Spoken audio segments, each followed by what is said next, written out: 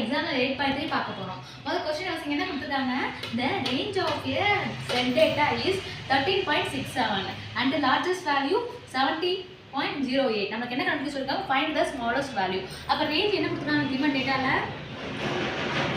13.67, largest value என்ன கொடுத்துருக்காங்க 70.08. நமக்கு ஃபார்முலா என்ன தெரியும், R equal to L minus S. அப்போ ரேஞ்ச் given data என்ன கொடுத்துருக்காங்க 13.67 equal to largest value என்ன கொடுத்துருக்காங்க 70.08 minus S. நம்ம என்ன நமக்கு தேவைன்னா S தேவை, அப்போ ஸ்மாலஸ்ட் வேல்யூ தேவை. அப்போ 17.08 என்ன கொண்டு வரணும், இந்த சைட் கொண்டு வாங்க. அப்போ minus S equal to 13.67 minus 17.08. இப்போ நம்ம என்ன பண்ண போகிறோம், ரெண்டையும் மைனஸ் பண்ண போகிறோம். மைனஸ் பண்ணுங்க 70.08. அதுலேருந்து நம்ம எதை மைனஸ் பண்ண போகிறோம் 13.67.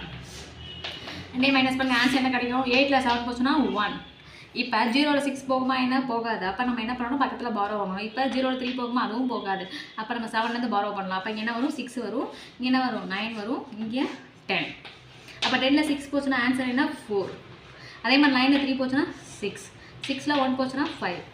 அப்போ minus S equal to answer என்ன 56.41. இதில் லார்ஜஸ்ட் வேல்யூ சிம்பிள் என்ன மைனஸ். அப்போ நம்ம ஆன்சர் என்ன பண்ணணும், மைனஸ் பண்ணணும். இப்போ மைனஸ் மைனஸ் கேன்சல் ஆகும். அப்போ S ஈக்குவல் டு ஆன்சர் என்ன கிடைக்கும் 56.41. அப்போ ஸ்மாலஸ்ட் வேல்யூ என்னது 56.41.